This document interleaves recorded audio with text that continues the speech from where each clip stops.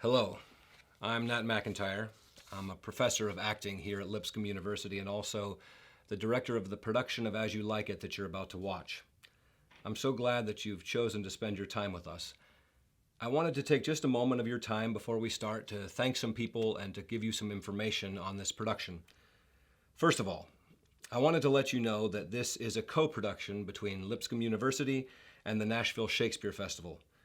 Partnerships with professional theaters are a very large part of our BFA training here at Lipscomb University, and partnerships with Nashville Shakespeare never disappoint.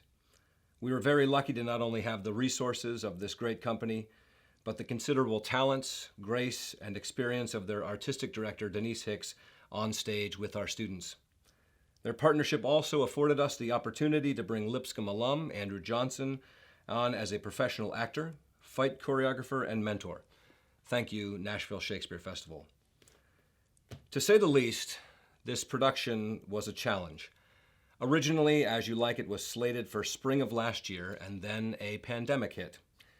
The hope was the world would be back to normal this fall, and we'd jump back in where we left off. Well, normal means something new. When the new semester rolled around, things were not looking good. But we are part of a university that believes in the arts. We had a professional partnership with energy and openness, and a faculty and staff that always wants to find a way to say yes. Most importantly, we have students that believe stories need to be told and are willing to work as hard as it takes to tell those stories and make the professional sacrifices necessary to keep themselves and their colleagues safe. Students who acted full out with masks and understudies who remained ready to jump in at the drop of a hat. Special acknowledgement to the amazing Katie Chance. None of this would have been possible without an amazing production staff of Hannah Boner, Kate Pearson, and Kylie Watts, who kept up with temperatures, masks, and distancing while also mounting this production. Throughout the first month of rehearsals, we were always outside, always masked and socially distant, and always temp checked before rehearsal began. That is a lot to keep up with. Once we moved into tech, I am also very thankful that we were at a university that supplied testing to assure that we were safe to demask. In these conditions, it is not possible to be 100% perfect, but I am incredibly confident we took every step to keep each other and our community safe. Not one person involved with this production became ill, and for that, we are so thankful. Finally, I just wanted to say that we would be so thankful if you made a donation to the Lipscomb Theatre Scholarship Fund after watching this production. It would be a great way to honor the work of these amazing student artists. Thank you, and enjoy the show.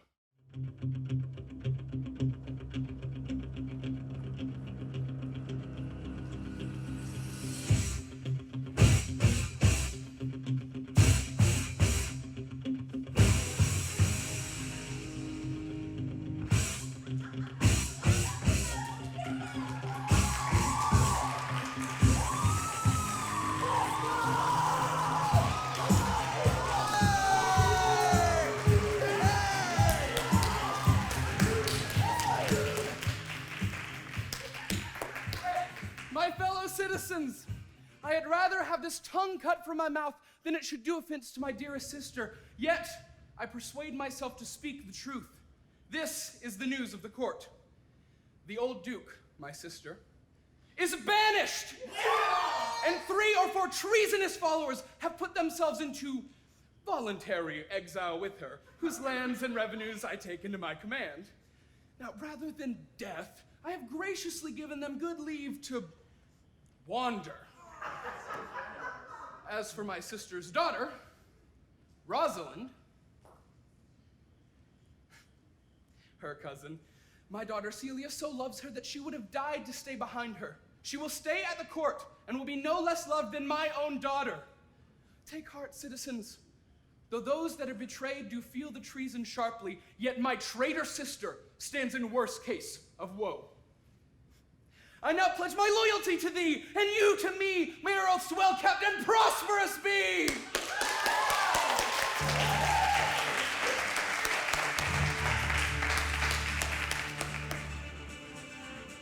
I that please some, try all, both joy and terror, of good and bad that makes and unfolds error. Do take upon me, in the name of news, to use my voice to inform you all. the old Duke Fernanda, is o'erthrown and exiled by her own brother Frederick. Yes! The new Duke. Her daughter Rosalind is left behind. Her followers and advisors, loyal Amiens, Coskey, Simone, and Campbell, and her politic pit bulls, the sisters Jaques, could not take truce with the new Duke's reign. Out. And have followed Fernanda into the Forest of Arden, and to this court are considered villains and rebel whores. Again, the new Duke reigns, the court is his. Keep your TV tuned here, the news not to miss. And now, a celebration! Come, what masks, what dances shall we have? Make way, for here come the revelers!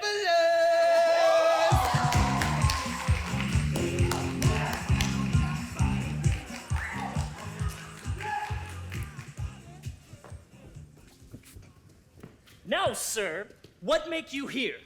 Go apart, madam, and thou shalt hear how my brother will shake me up. Nothing, sir, I am not taught to make anything. What mar you then, sir? Marry, sir, I am helping you to mar that which God made, a poor unworthy brother of yours with idleness. Know you where you are, sir? Oh, sir, very well, here in the new Duke's court. Know you before whom, sir? I know you are my eldest brother, and in the gentle condition of blood, you should so know me.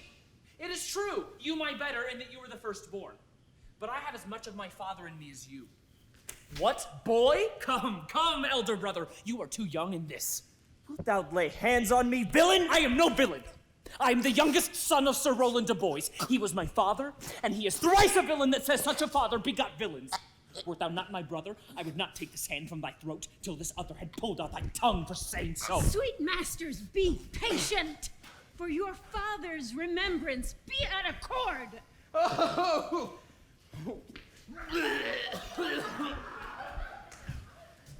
Citizens! Today we have trod a measure. We have flattered the ladies. We have been politic with our friends and smooth with our enemies. And tomorrow, we will have a wrestling! Who will challenge my wrestler? The reward for victory is great. The consequences of defeat, painful.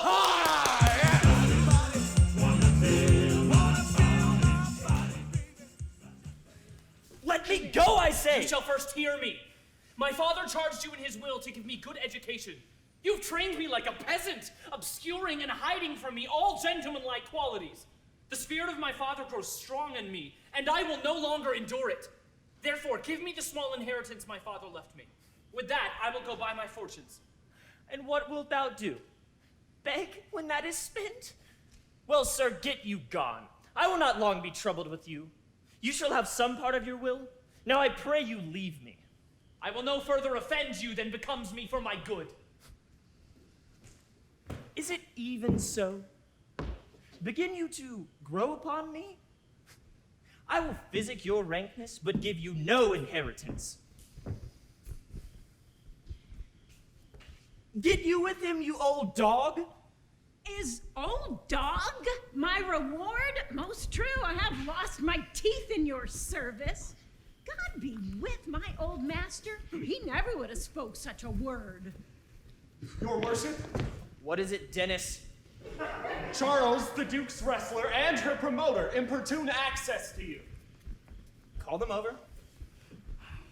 Good morrow to your worship. Good morrow. Does Charles wrestle tomorrow before the new Duke? Marry, I do, sir. And I came to acquaint you with that matter. I am given, sir, to understand that your younger brother, Orlando, hath a disposition to come against Charles to try a fall.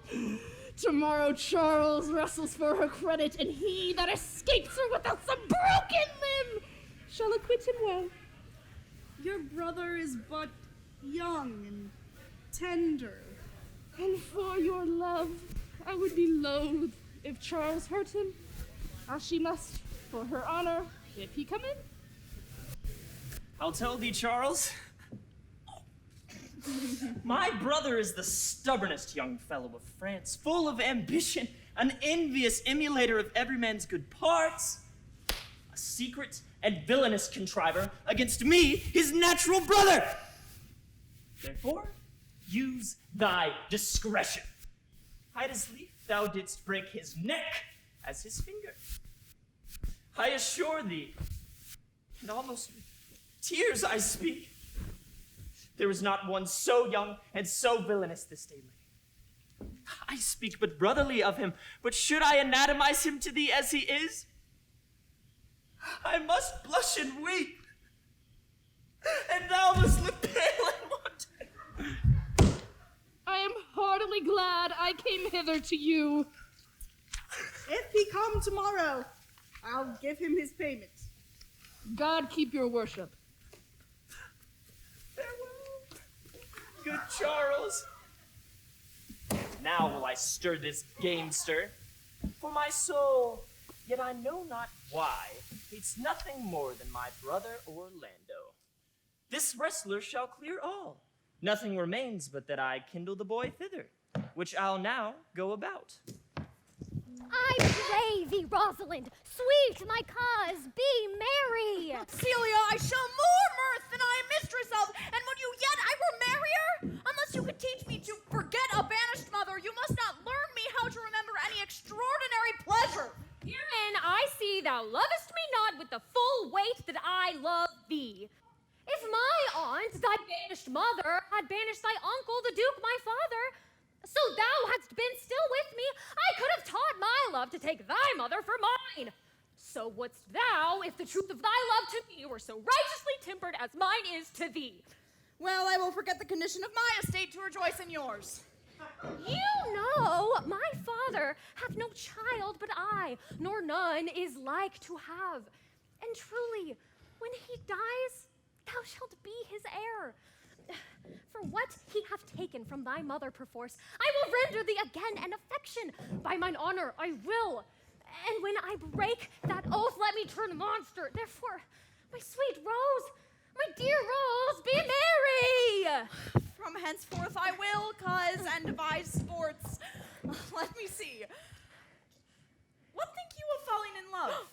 Marry, I prithee, do. To make sport withal, but love no man in good earnest, nor no further in sport neither than with the safety of a pure blush. Thou mayst in honor come off again. What shall be our sport then?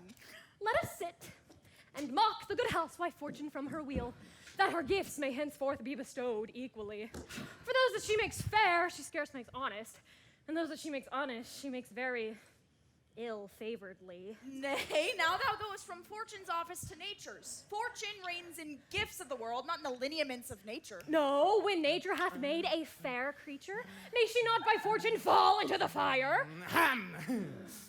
Though nature hath given us wit to flout at fortune, hath not fortune sent this fool to cut off the argument? Indeed, there's fortune too hard for nature when fortune makes nature's natural, the cutter off of nature's wit. How now, wit? Whither wander you? Mistress, you must come away to your father. Were you made the messenger? No, by mine honor, but I was bid to come for you. Where learned you that oath, fool? Of a certain knight that swore by his honor that the pancakes were good, and swore by his honor that the mustard was not. Now, I'll stand to it. The pancakes were not, and the mustard was good, and yet was not the knight forsworn. How prove you that in the great heap of your knowledge? Aye, marry, now unmuzzle your wisdom. Send you both forth now.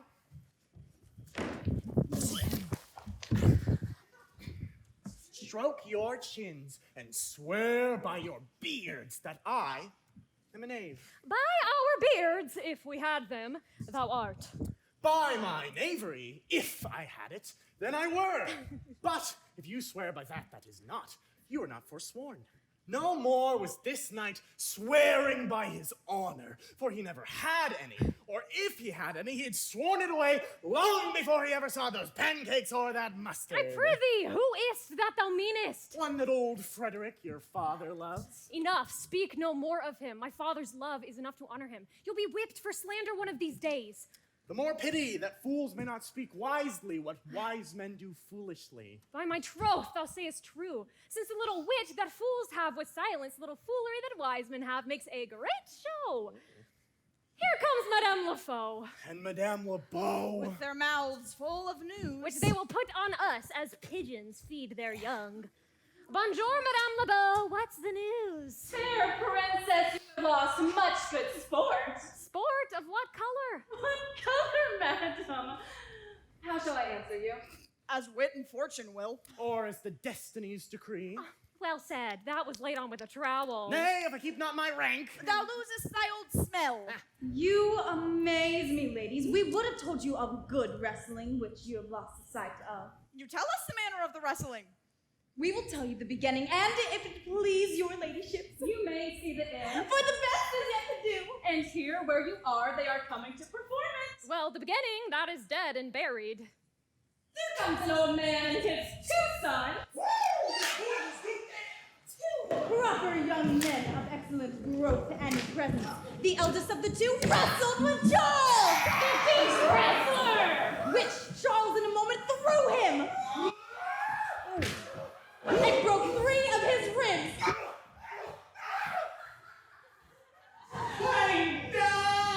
That there is little hope of life in him as she served him. But I don't want to fight.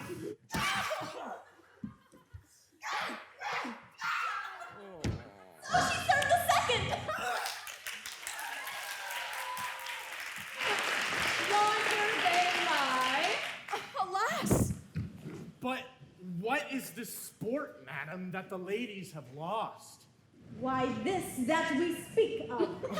Thus men may grow wiser every day. It is the first that ever I heard that breaking of ribs was sport for ladies. Or I promise thee. Shall we see this wrestling, cousin? You must, if you stay here, for here's the place appointed for the next match, and they are ready to perform it. Yonder, sure, they are coming. Let us now stay and see it. Let's get ready to rumble! Is yonder the man? Alas, he is too young. Yet he looks successfully. Call him hither, good Madame Lafaux. Monsieur the challenger, the princess is called for you. I attend them with all respect and duty. Young man, have you challenged Charles the wrestler? Young gentlemen, your spirits are too bold for your years. You have seen cruel proof of this woman's strength. We pray you, for your own sake, to embrace your own safety and give over this attempt. Do, young sir, your reputation shall not therefore be misprized. We'll make it our suit to the Duke that the wrestling might not go forward. I beseech you, punish me not with your hard thoughts, wherein I confess me much guilty to deny so fair and excellent ladies anything. But let your fair eyes and gentle wishes go with me to my trial, wherein if I be foiled, there is but one shamed that was never gracious. If killed, but one dead who was willing to be so. I shall do my friends no wrong, for I have none to lament me. The world no injury, for in it I have nothing. Only in the world I fill up a place, which may be better supplied when I've made it empty. The little strength that I have, I would it were with you. And mine, to eke out hers. Fare you well. Pray heaven I be deceived in you. Your heart's desires be with you. Come, where is this young gallant so desirous to lie with his mother earth? And you mean to mock me after? You should not have mocked me before. But come your ways. You shall try but one fall. I would I were invisible to catch the fierce one by the leg. Now Hercules be thy speed, young man!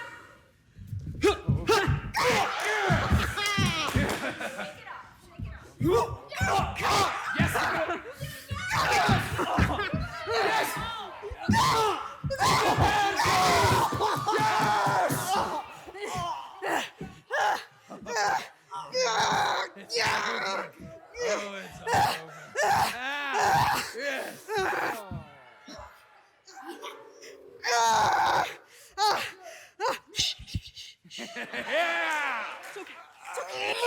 What? Oh, excellent, young man! No more! No more! Yes, I beseech your grace. I am not yet well breathed. How dost thou, Charles? She cannot speak, my lord. Bear her away. Orlando! Orlando! Orlando! Orlando! Orlando, my liege. The youngest son of Sir Rowland de Boys. The world esteemed thy father honorable, but I did find him still mine enemy.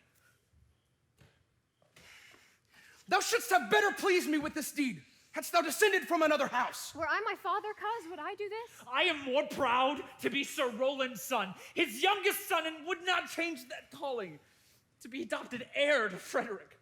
My mother loved Sir Rowland as her soul, and all the world was of my father's mind. Oh, gentle cousin, let us go thank him and encourage him. My father's rough and envious disposition sticks me at heart. Good sir, you have well deserved. Gentlemen, wear this for me. One out of suits with fortune that could give more, but that her hand lacks means.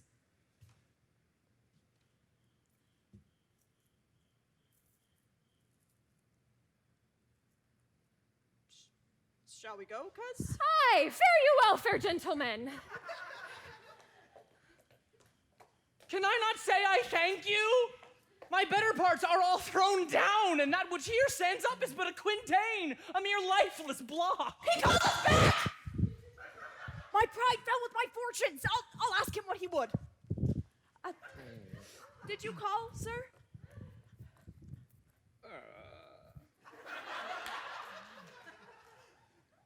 Sir, you have wrestled well and overthrown more than your enemies. Will you go, cuz? Have with you! Fare you well.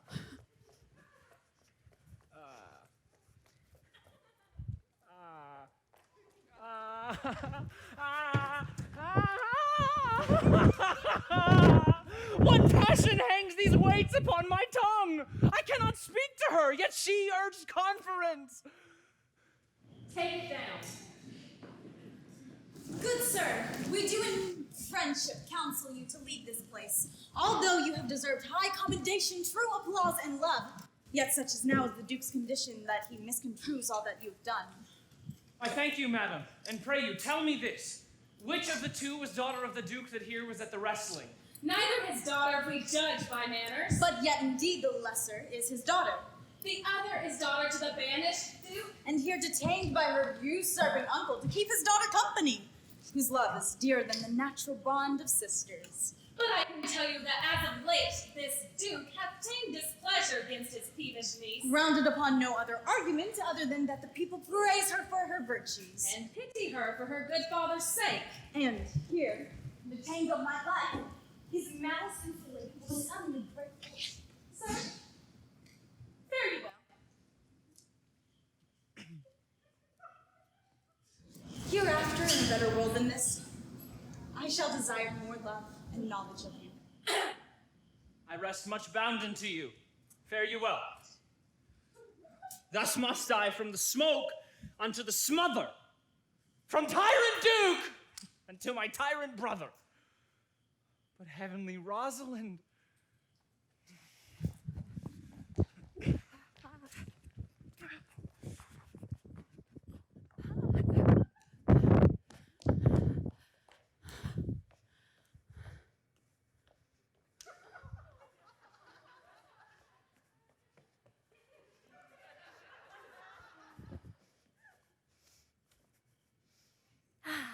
Why, cousin?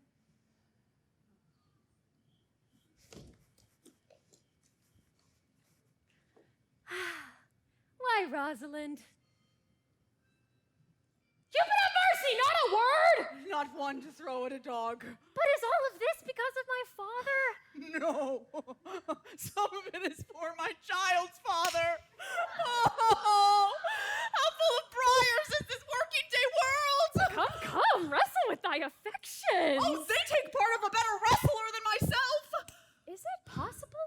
On such a sudden, you should fall into so strong a liking with old Sir Rowland's youngest son, Orlando? The Duke, my mother, loved his father dearly. Doth it ensue that you should love him dearly? By this kind of chase, I should hate him, for my father hated his father dearly, but I hate not Orlando. No, faith, hate him not for my sake. Why should I not? Doth he not deserve well? Let me love him for that, and do you love him because I do? Rosalind! Oh. Here comes the Duke, your your father. With his eyes full of anger. Rosalind, dispatch you with your safest haste and get you from our court. Me, uncle. You, cousin. Within these 10 days, if that beest found so near our public court as 20 miles. Thou diest for it. I do beseech your grace, let me the knowledge of my fault bear with me. Never in a thought unborn did I offend your highness. Thus say all traitors. If their purgation did consist in words, they are as innocent as grace itself. Let it suffice thee that I trust thee not. Yet your mistrust cannot make her a traitor. Tell me whereon the likelihood depends. Thou art thy mother's daughter. There's enough. So was I when your highness took her dukedom. So was I when your highness banished her. Treason is not inherited, my lord. Or if we did derive it from our friends, what's that to me? My mother was no traitor. Dear sovereign, hear me speak! Aye, Celia, we stayed her for your sake. Else had she with her mother ranged along. If she be a traitor, why so am I? She is too subtle for thee. And her smoothness, her very silence and patience speak to the people, and they pity her. Thou art a fool. She robs thee of thy name, and thou wilt show more bright and seem more virtuous when she is gone. Then open not thy lips. Firm and irrevocable is my doom which I have passed upon her. She is banished.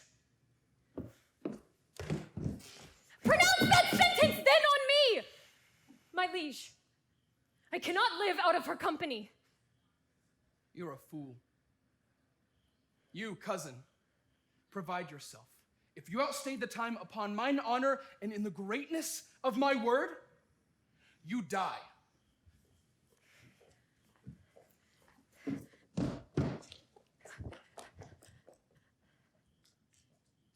Oh, my poor Rosalind! Whither wilt thou go? Wilt thou change parents? I will give thee mine!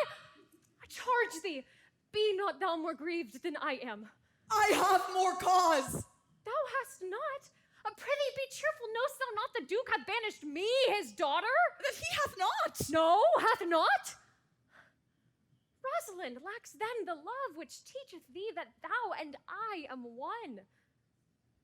Shall we be sundered? Shall we part, sweet girl? No. Let my father seek another heir. Therefore devise with me how we may fly, whither to go and what to bear with us. Why, whither shall we go? To seek your mother in the Forest of Arden. Alas, what danger will it be to us maids as we are to travel forth so far? Beauty provokes violence sooner than gold. I will put myself in poor and mean attire, and with a kind of umber smirch my face. The like do you, so we may pass along and never stir assailants. Were it not better that I did suit me all points like a man? A gallant curtal axe upon my thigh, a boar spear in my hand, and in my heart lie there what hidden women's fear their will. Oh. We'll have a swashing and martial outside, as many other mannish cowards do have that do outface it with their semblances. What shall I call thee when thou art a man? Oh, I'll have no worse a name than Jove's own page, and therefore look, you call me Ganymede. But what will you be called? Something that hath a reference to my state. No longer Celia, but Aliena! Okay. but cousin, what if we essayed to steal the clownish fool out of your father's court? Would he not be a comfort to our travels? He'll go along o'er the wide world with me. Leave me alone to woo him. Now, let's away and get our jewels and our wealth together. Devise the fittest time and safest way to hide us from pursuit that will be made after my flight. Now go we in content to liberty and not to banishment.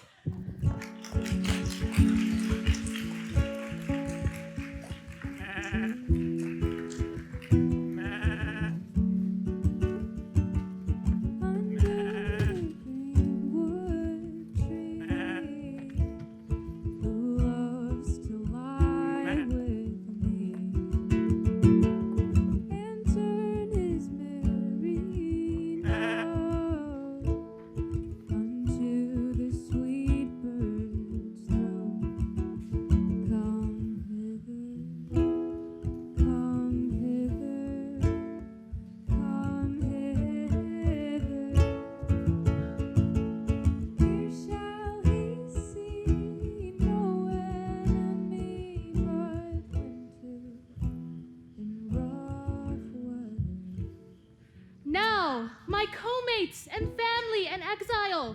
Hath not old custom made this life more sweet than that of painted pomp? Are not these woods more free from peril than the envious court?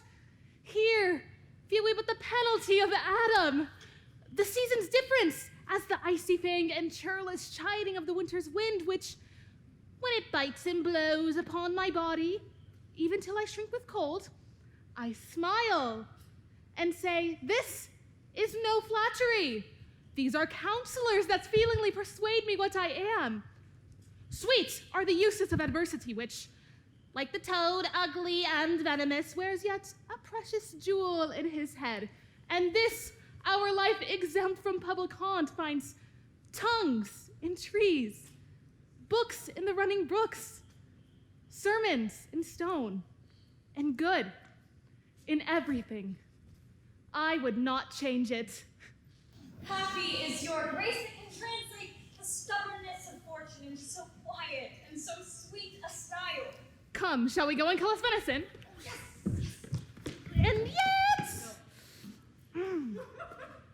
it irks me. The poor, dappled fools being native burghers of this desert city should in their own confines with forked heads have their round haunches gored. Indeed, my lord, the Jacques sisters grieve at that. Today, Amiens and the three of us did steal behind them as they lay along under an oak whose antique root peeps out along the brook that brawls in this wood. To the witch boys a poor sequestered stag that from the hunter's aim had taken a hurt did come to languish. And indeed, my lord, the wretched animal heaved forth such groans that its discharge did stretch his leather coat almost to bursting. And the big round tears coursed one another down his innocent nose in piteous chase. And thus the hairy fool, Much marked of the melancholy Jacques, stood on the extremest verge of the swift brook, augmenting it with tears.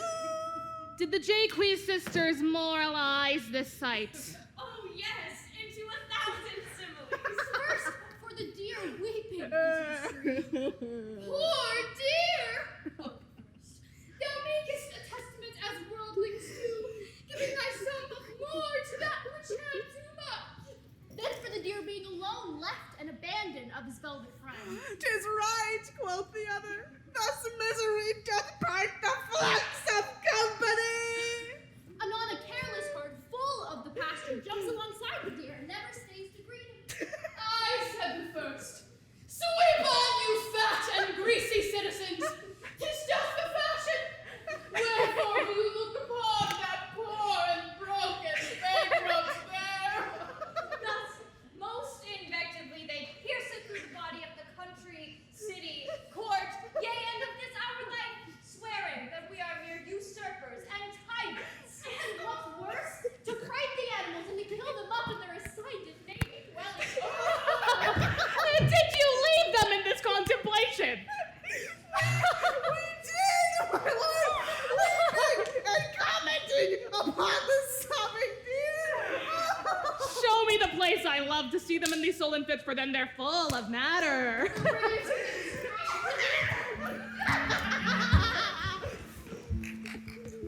Can it be possible that no man saw them? It cannot be. Some villains of my court are of consent and sufferance in this. I do not know of any that did see her. My lord, the Roynish sonnet whom so oft your grace is wont to laugh is also missing. Hesperia, the princess's gentlewoman, confesses that she secretly o'erheard your daughter and her cousin much commend the parts and graces of the wrestler Orlando. And she believes wherever they are, that youth is surely in their company. Bring that wrestler, Orlando, to me. If he be gone, bring his brother Oliver. I'll make him find him. Do this suddenly, and let not search and inquisition quail to bring again these foolish runaways.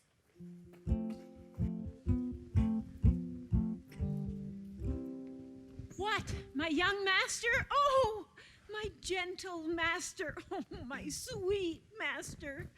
Oh, you memory of your father. Why? What make you here?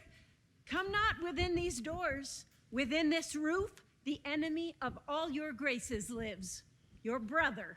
No brother. Yet the son, yet not the son. I will not call him son of him I was about to call his father. Hath heard your praises, and this night he means to burn the lodging where you used to lie, and you within it. If he fail with that, he will have other means to cut you off. I overheard him in his practices.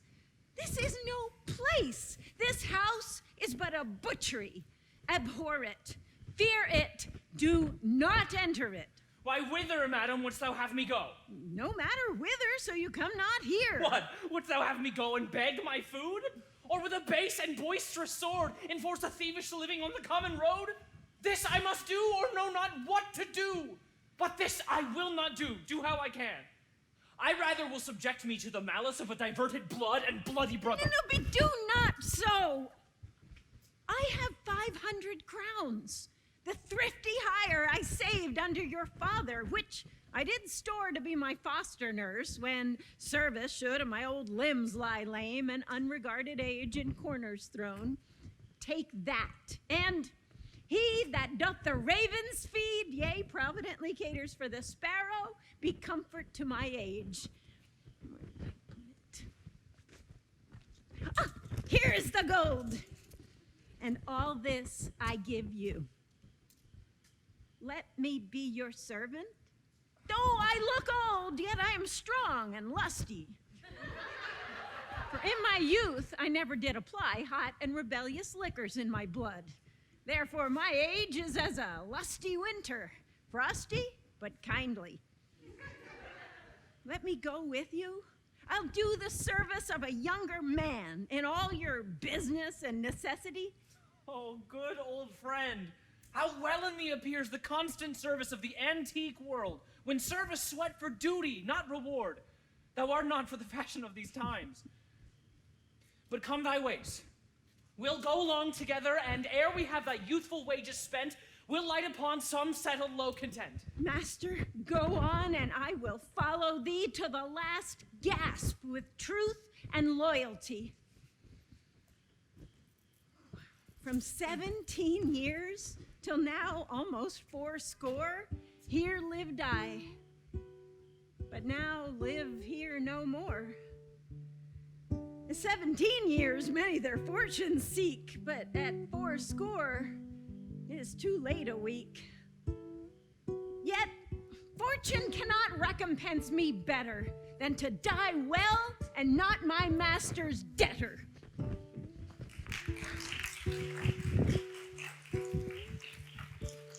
Oh, Jupiter, how weary are my spirits! I care not for my spirits if my legs were not weary. I could find it in me to cry and disgrace my man's apparel and cry like a woman, but I must comfort the weaker vessel. Therefore, courage, good Aliena. I pray you, bear with me. I cannot go no further. For my part, I'd rather bear with you than bear you. Well, this is the Forest of Arden. Aye, now am I in Arden. Ooh, the more fool I.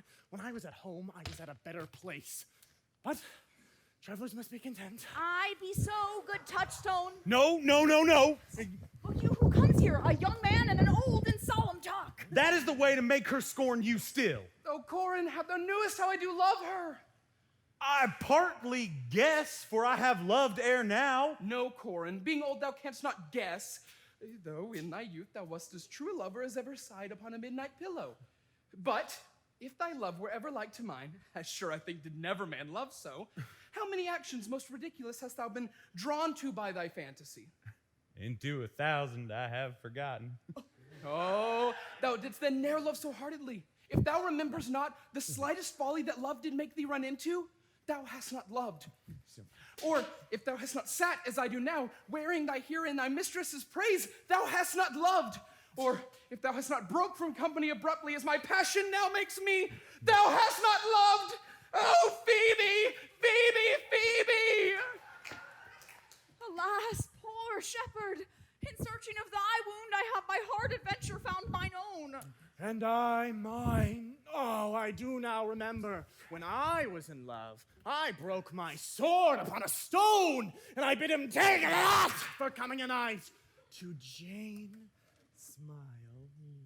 And I remember the kissing of her butter paddle and the cow's teat, which her pretty chopped hands had milked. And I remember the wooing of a peas cod instead of her, from whom I took 2 pods, and giving her them again, said with weeping tears, "Wear these for my sake." We that are true lovers run into strange capers. But as all is mortal in nature, all nature in love is mortal in folly. Thou speakest wiser than thou art ware of. Nay, I shall ne'er beware of mine own wit till I break my shins against it. Jove, the shepherd's passion is much upon my fashion. And mine, though it grows something stale with me. I pray you, one of you question yond man if he for gold will give us any food. I faint almost to death. Holla, you clown. Peace, you fool, he's not thy kinsman. Who calls? Your betters, sir. Else are they very wretched. Peace, I say. Good even to you, friend. And to you, gentle sir, and to you all. I prithee, shepherd, if that love or gold can in this desert place buy entertainment, bring us to where we may rest ourselves and feed.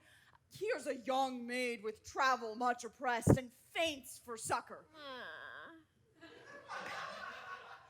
Fair sir, I pity her, and wish for her sake more than for mine own my fortunes were more able to relieve her. But I am shepherd to another man, and do not shear the fleeces that I graze. And my master is of a churlish disposition, and little recks to find the way to heaven by doing deeds of hospitality. And besides, his cottage, his flocks, and bounds of feed are now on sale, and at our home now, by reason of his absence. There's nothing you will feed on. Please. But what is, come and see, and in my voice most welcome shall you be. I pray thee, shepherd, if it stand with honesty, buy thou his cottage, pasture, and the flock, and thou shalt have money to pay for it from us. And we will pay thy wages. I like this place, and willingly could waste my time in it. Assuredly, the thing is to be sold. Go with me, and if you like upon report, the soil, the profit, and this kind of life, I will your very faithful feeder be, and buy it with your gold right suddenly.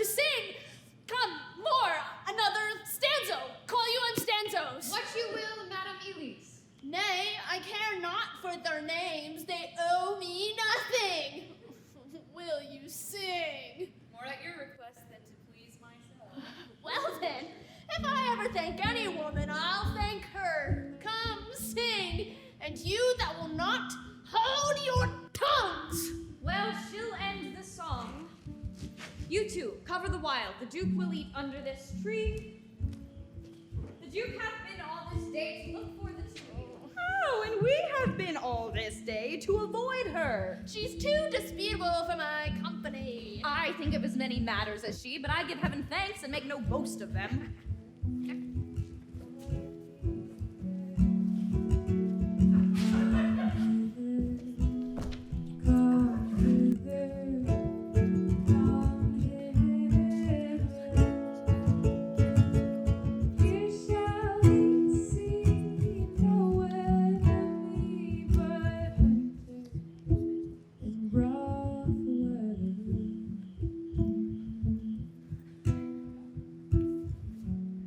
I'll give you a verse to this note that I made yesterday. You sing it. Thus it goes. If it should come to pass that any man turn ass, leaving his wealth and ease, a stubborn will to please, a dog dummy, dog dummy, dog dummy. Here shall he see gross fools as he, and if he will come to me. What's this duck-dog? Oh, 'tis a Greek invocation to call fools into a circle. Oh, come, sister, let's go to sleep if we can. If we cannot, I'll rail against all the firstborn of Egypt. Am I a man? What is Or that? am I a Muppet? If I'm a Muppet, I'm a... Dear master, I can go no further.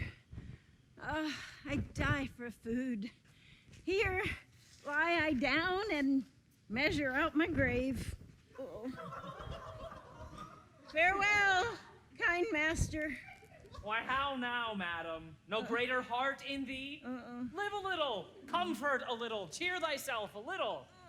If this uncouth forest yield anything savage, I will either be food for it or bring it for food for thee. Thy conceit is nearer death than thy powers. For my sake, be comfortable. Hold death a while at the arm's end. I'll here be with thee presently. And if I bring thee not something to eat, I'll give thee leave to die. But if thou diest before I come, thou art a mocker of my labor. Well said. Thou lookest cheerly, and I'll be with thee quickly. And yet thou liest in the bleak air. Come, and I will bear thee to some shelter, and thou shalt not die for lack of a dinner, if there live anything in this desert. Cheerly, good madam.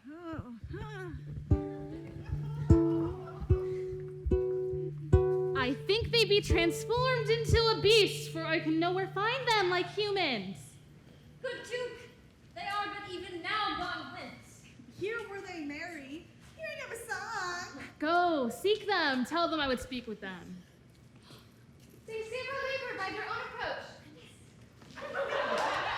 Why, how now, madams? What a life is this that your poor friend must woo your company? What, you look merrily. A fool, we met a fool in the forest, a motley fool, a miserable world. As I do live by food, we met a fool Who laid him down and basked him in the sun and railed on Lady Fortune in good terms, in good set terms. And yet a motley fool.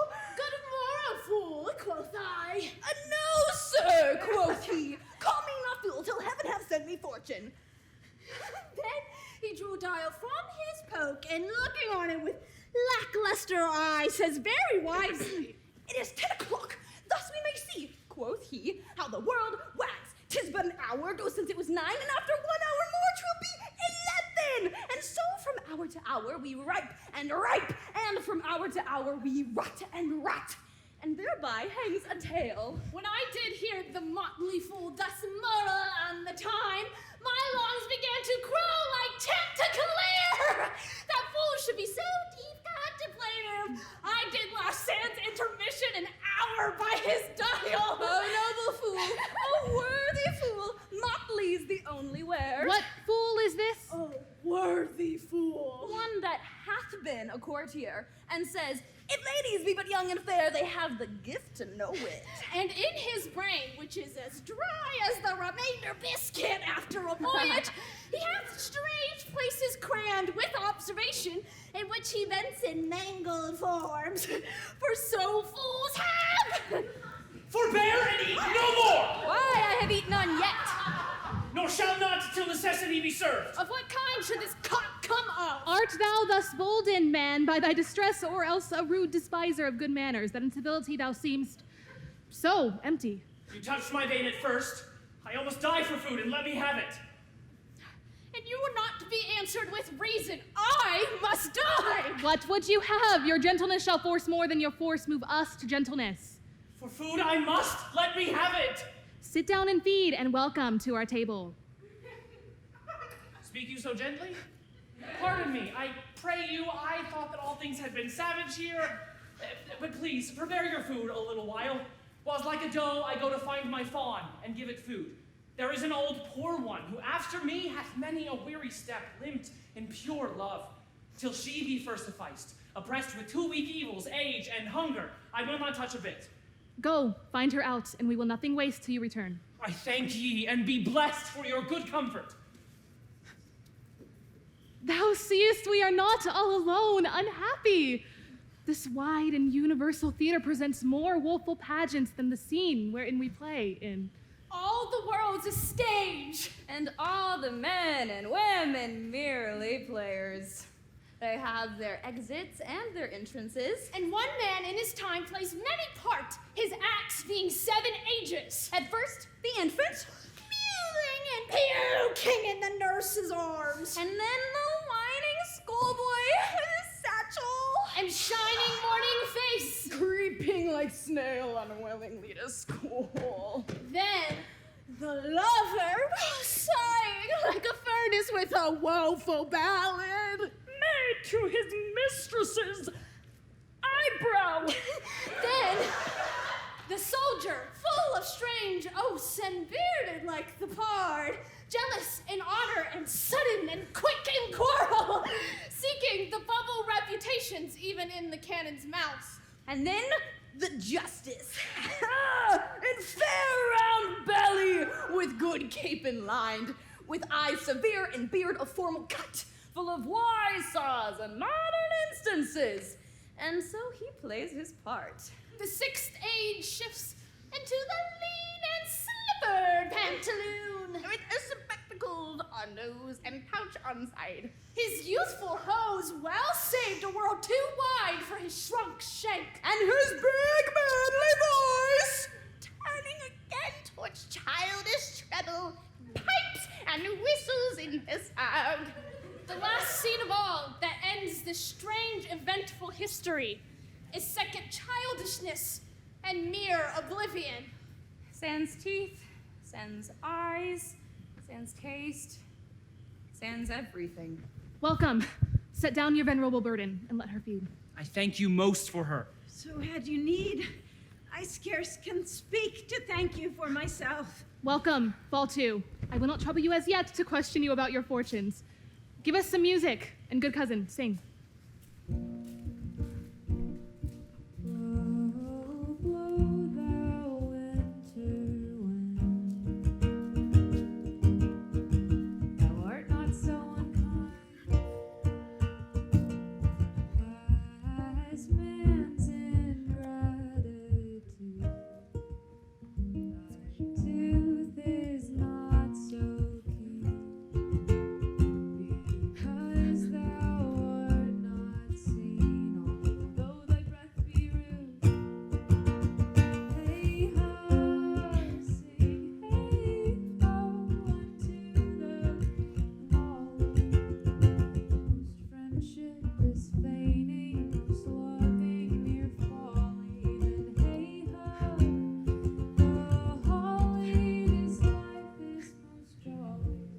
You were the good Sir Roland's son, as you have faithfully whispered you were, and as mine eye doth his effigies witness, so truly limbed and living in your face. Be truly welcome hither. I am the Duke that loved your father, the residue of your fortune. Go to my cave and tell me. Good old woman, thou art right welcome as thy master is. Support her by the arm. Come, talk with me, and let me all your fortunes understand. Not seen him since? Sir, that cannot be. But, were I not the better part made mercy, I should not seek an absent argument of my revenge, thou present. But look to it. Find out thy brother wheresoever he is. Seek him with candle. Bring him dead or living within this 12-month, or turn thou no more to seek a living in our territory. Thy lands and all things thou dost call till thou canst quit thee by thy brother's mouth of what we think against thee. Oh, that your highness knew my heart in this. I never loved my brother in my life. More villain thou. Well, push him out of doors, and let my officers of such a nature make an extent upon his house and lands. Do this expediently and turn him going.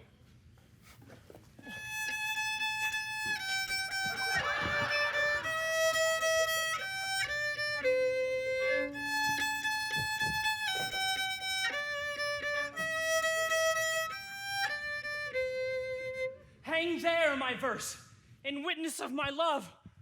Oh, Rosalind, these trees shall be my books, and in their barks my thoughts all character. That every eye which in this forest looks shall see thy virtue witnessed everywhere. Run, run, Orlando, hang on every tree, the fair, the chaste, and unexpressive she! I love you, Rosalind!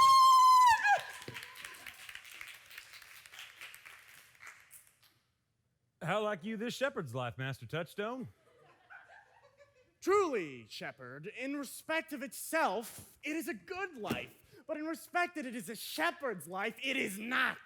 Now, respect it is solitary, I like it very well. But in respect it is private,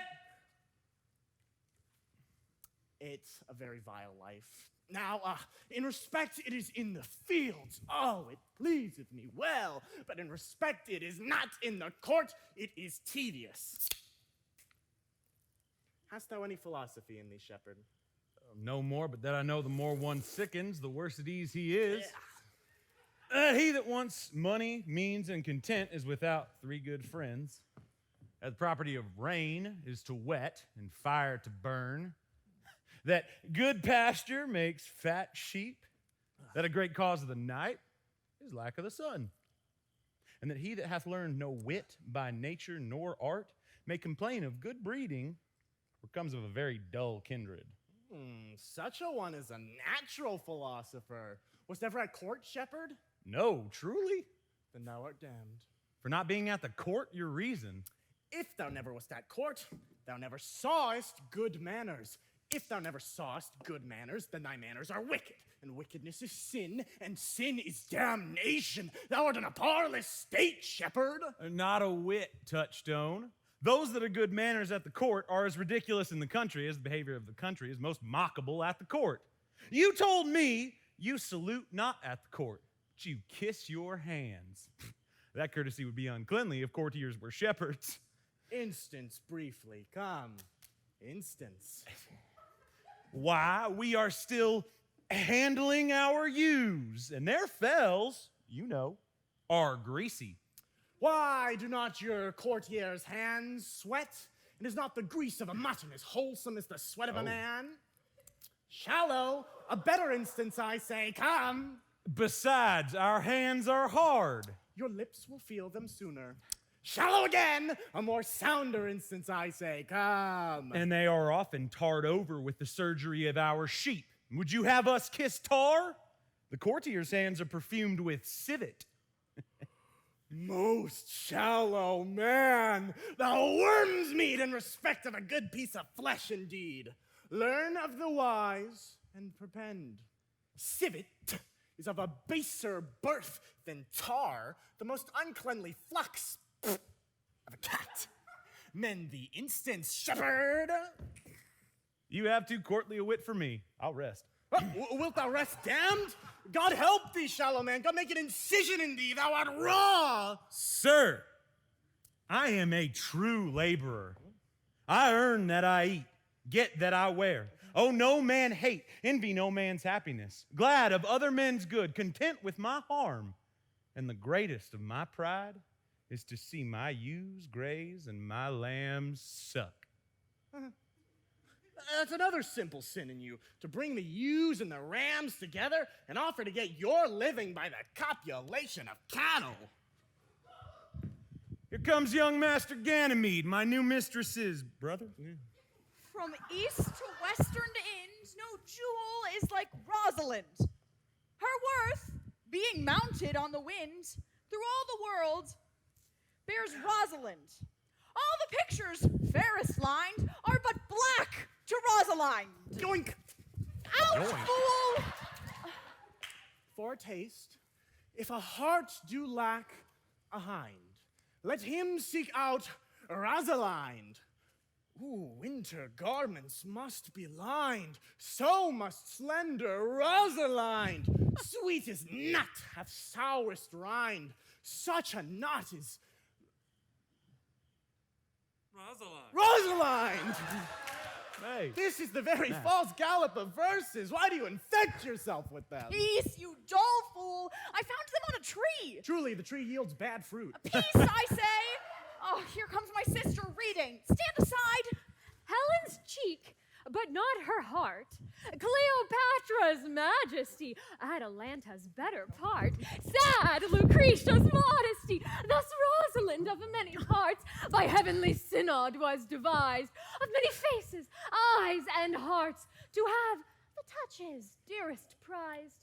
Helen would that she these gifts should have, and I to live and die her slave. Oh, most gentle pulpiter, what tedious homily of love have you wearied your parishioners withal? How now? Back, friends. Shepherd, go off a little. Go with him, sirrah. Come, shepherd, let us make an honorable retreat, though not with bag and baggage, yet with scrip and scrippage. Let's go, let's go. Didst thou hear these verses? Oh, yes, I heard them all, and more too, for some of them had in them more feet than the verses would bear. But didst thou hear without wondering how thy name should be hanged and carved upon these trees? I was 7 of the 9 days out of the wonder before you came. Know you who hath done this? Is it a man? And a chain that you once wore about his neck. Change you color. I prithee who? Oh, Lord, Lord! Nay, but who is it? Is it possible? I prithee now, with most petitionary vehemence, tell me who it is. Oh, wonderful, wonderful, and most wonderful, wonderful, and yet again, wonderful, and after that, out of all whooping. Odds my life, 1 inch of delay more in the South Sea of discovery. Take the cork out of thy mouth so that I might drink thy tidings. So you may put a man in your belly. Is he of God's making? Oh, what manner of man? Is his head worth a hat, or his chin worth a beard? Nay, he hath but a little beard. Well, God will send him more if the man will be thankful. Let me stay the growth of his beard if thou delay me not the knowledge of his chin. It is young Orlando that tripped up the wrestler's heels in your heart both in an instant. Orlando?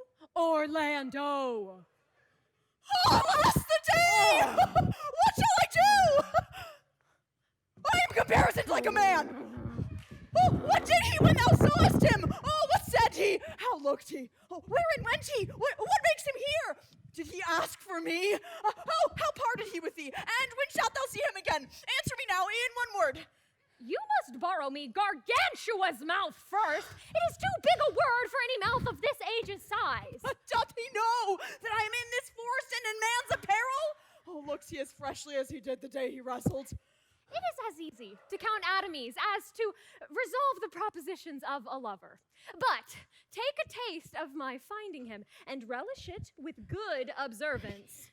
I found him under a tree like a dropped acorn. It may well be called Jove's tree when it drops forth such fruit. Give me audience, good madam. Proceed. There lay he, stretched along like a wounded knight. Though it be pity to see such a sight, it well becomes the ground. Cry holla to thy tongue, it curvets unseasonably. He was furnished like a hunter. Oh, ominous! He comes to kill my heart. I would sing my song without a burden. Thou bringest me out of tune. Do you not know I am a woman when I think I must speak? Sweet, say on. You bring me out. Soft. Comes he not here? 'Tis he! Slink by and note him.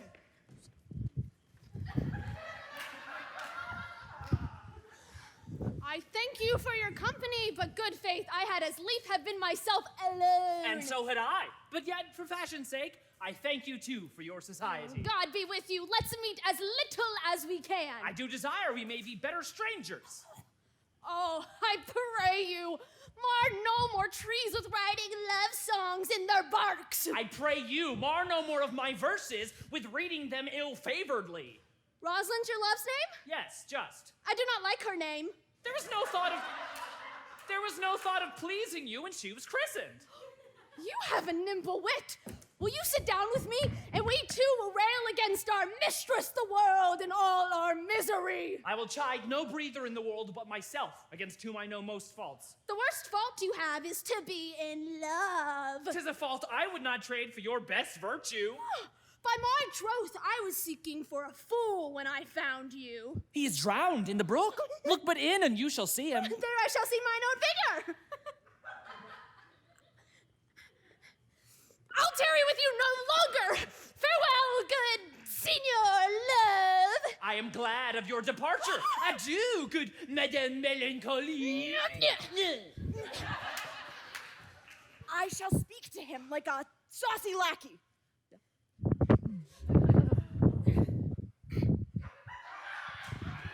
Do you hear, Forester? Very well, what would you? I pray you, what is it o'clock? You should ask me what time of day. There's no clock in the forest. Then there is no true lover in the forest, else sighing every minute and groaning every hour would detect the lazy foot of time as well as a clock. And why not the swift foot of time? Had not that been as proper? By no means, sir. Time travels in diverse paces with diverse persons. Where dwell you, pretty youth? With the shepherdess, my sister, here in the skirts of the forest, like fringe upon a petticoat. Are you native of this place? Does the coney you see dwell where she is kindled? Your accent is something finer than you could purchase, and so removed a dwelling. I have been told so of many, but indeed, an old religious uncle of mine taught me to speak, who was in his youth an inland man, one who knew courtship too well, for there he fell in love. I have heard him read many lectures against it, and I thank God I am not a woman to be touched with so many giddy offenses as he hath generally taxed their whole sex withal. Can you remember any of the principal evils that he laid to the charge of women? No, I will not cast away my physic, but on those that are sick. There is a man haunts the forest that abuses our young plants by carving Rosalind on their barks, hangs odes upon hawthorns deifying the name of Rosalind. If I could meet that fancy-monger, I would give him some good counsel, for he seems to have the quotidian of love upon him. I am he that is so love-shaped. I pray you tell me your remedy. There are none of my uncle's marks upon you. He taught me to know a man in love, in which cage of rushes I am sure you are not prisoner. What were his marks? Lean cheek, which you have not, blue eye, and sunken, which you have not, an unquestionable spirit, which you have not, beard neglected, which you have not, but I pardon you for that. Then your hose should be ungartered, your bonnet unbanded, your sleeve unbuttoned, and your shoe untied, and everything about you demonstrating a careless desolation, but you are no such man. You are rather point of ice in your accoutrements, as seeming the lover of yourself than any other. Fair youth, I would I could make thee believe I love. But in good sooth, are you he that hangs the verses on the trees wherein Rosalind is so admired? I swear to the youth, by the white hand of Rosalind, I am that he, that unfortunate he. But are you so much in love as your rhymes speak? Neither rhyme nor reason can express how much. Love is merely a madness that deserves as well a dark house and a whip as madmen do. Yet I profess curing it by counsel. Did you ever cure any so? Yes. One. And in this manner. He was to imagine me his love, his mistress. And I set him every day to woo me. At which time would I, being but a moonish youth, grieve, be effeminate, changeable, longing and liking, proud, fantastical, apish, shallow, inconstant, full of tears, full of smiles, for every passion, something, and for no passion, truly anything, as boys and women are, for the most part, cattle of this color, would now like him, now loathe him, then entertain him, then forswear him, now weep for him, then spit at him, that I drave my suitor from a mad humor of love to a living humor of madness. And thus, I cured him.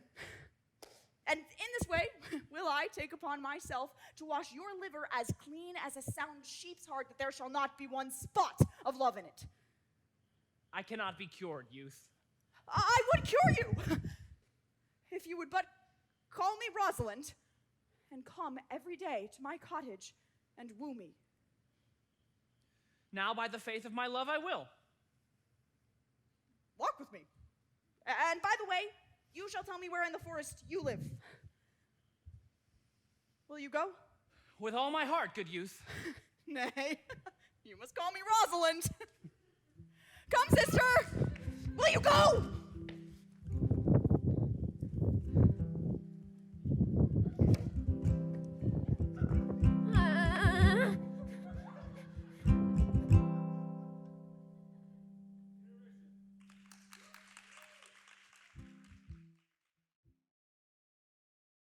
Yodelay-hee-hoo!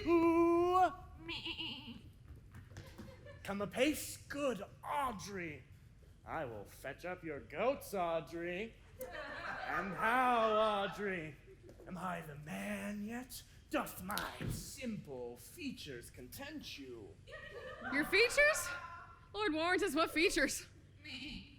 I am here with thee and thy goats as the most capricious poet. Honest Ovid was among the goats. Oh, knowledge ill-inhabited, worse than Jove in a thatched house. Truly I would the gods had made thee poetical.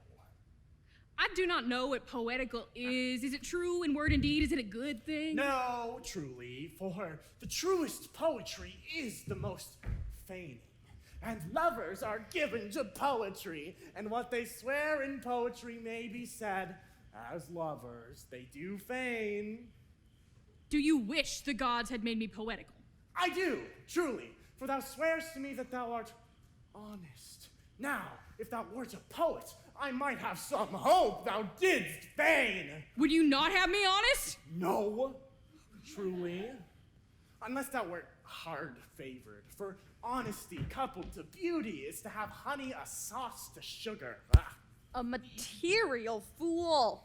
Well, I am not fair, so I pray the gods make me honest. Truly, and to cast good meat upon a foul slut, or to put good meat into an unclean dish. I am not a slut, though I thank the gods I am foul. Well, praise be the gods for thy foulness. Sluttishness may come hereafter. But be it as it may be, Audrey, I will marry thee. And to that end, I have been with Madame Olive Martex, the pastor of the next village over, with promise to meet us here and to couple us. I would fain see this meeting. Will the gods give us joy? Amen! Amen! Nay, if he be of a fearful heart, stagger at this attempt. But courage! Here comes Madame Olive. Madame Olive, you are well met. Will you dispatch us here under this tree, or shall we go with you to your chapel? Is there none here to give the woman? I will not take her on the gift of any man. Truly, she must be given, or the marriage is not lawful. Oh, well. Oh, proceed. I'll give her. Good even, good mistress. What you call it? How do you? You are well met. God forgive you for your last company. I'm very glad to see you. Will you be married, Motley?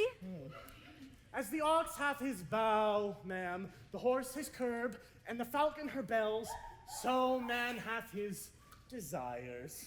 And as pigeon's bill, so wedlock would be nibbling. And will you, being a man of your breeding, be married under a bush like a beggar?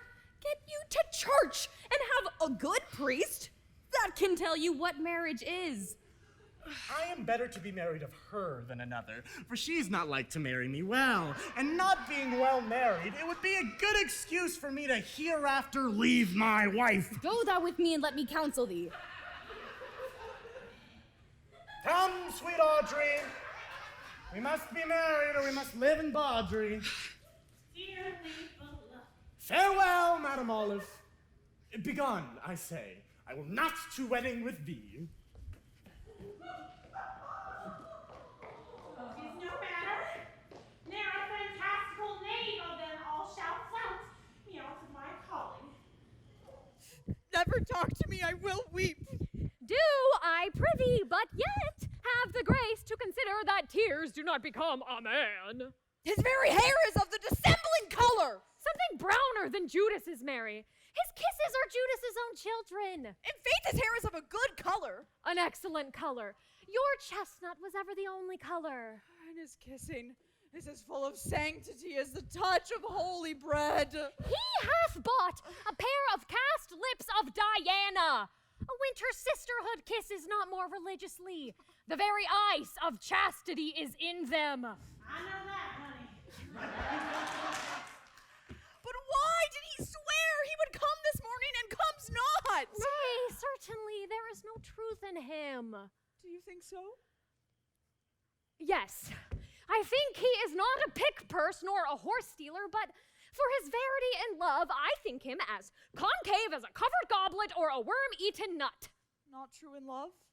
Yes, when he is in, but I think he is not in.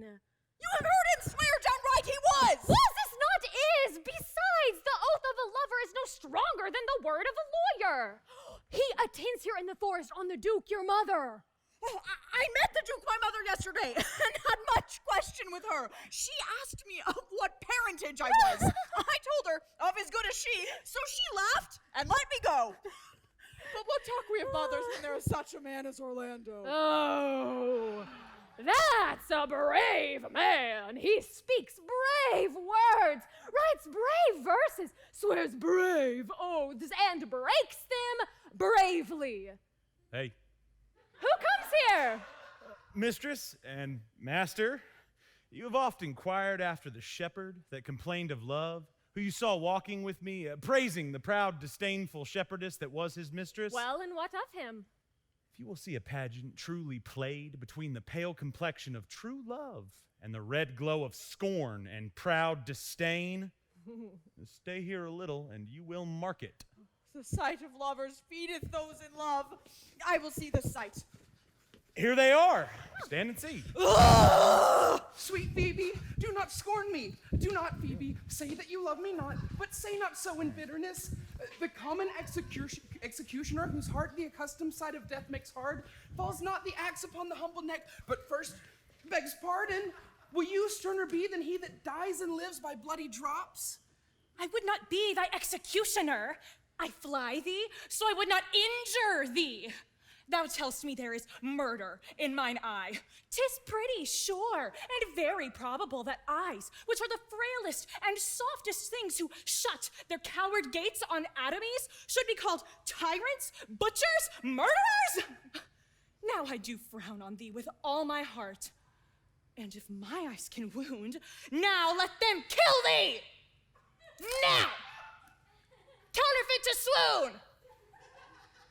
Why now, fall down, or if thou canst not, oh, for shame, for shame. Lie not to say that mine eyes are murderers. Now, show the wound mine eye hath made in thee. No, I am sure there is no force in eyes that can do hurt. Oh, dear Phoebe, if ever, as that ever may be near, you find in some fresh cheek the power of fancy, then will you know the wounds invisible that love's keen arrows make. But till that time, come not thou near me. And when that time comes, afflict me with thy mocks, pity me not, as till that time I shall not pity thee. And why, I pray you? What?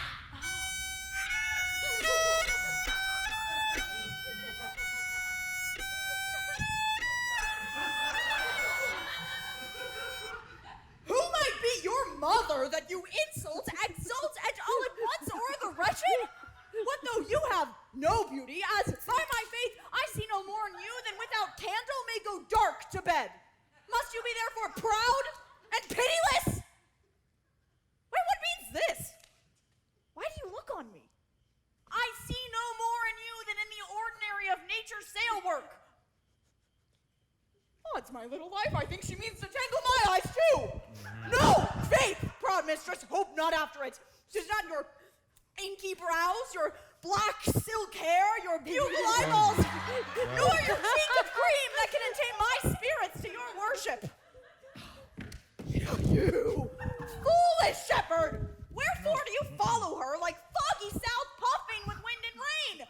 You are 1,000 times a properer man than she a woman. 'Tis not her glass, but you that flatters her, and out of you she sees herself more proper than any of her lineaments can show her. But mistress, know yourself. Down on your knees and thank heaven, fasting for a good man's love, or I must tell you frankly in your ear, sell while you can. You are not for all markets. Cry the man mercy, love him, take his offer. Foul is most foul, being foul to be a scoffer. Take her to thee, shepherd. Fare you well. Sweet youth, I pray you, chide a year together. I'd rather hear you chide than this man woo. He's fallen in love with your foulness, and she'll fall in love with my anger. Why look you so upon me? For no ill will I bear you. I pray you, do not fall in love with me, for I am falser than vows made in wine. Besides, I like you not. Come, sister. Come to our flock.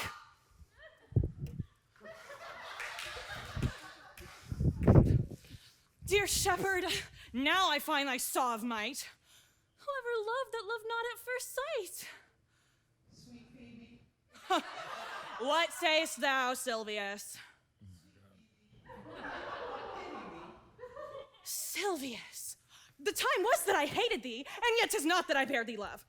But since thou canst talk of love so well, thy company, which erst was irksome to me, I will endure, and I'll employ thee too. But do not look for further recompense than thine own gladness that thou art employed. So holy and so perfect is my love, and I in such a poverty of grace, that I shall think it a plenteous crop to glean the broken ears after the man that the main harvest reaps.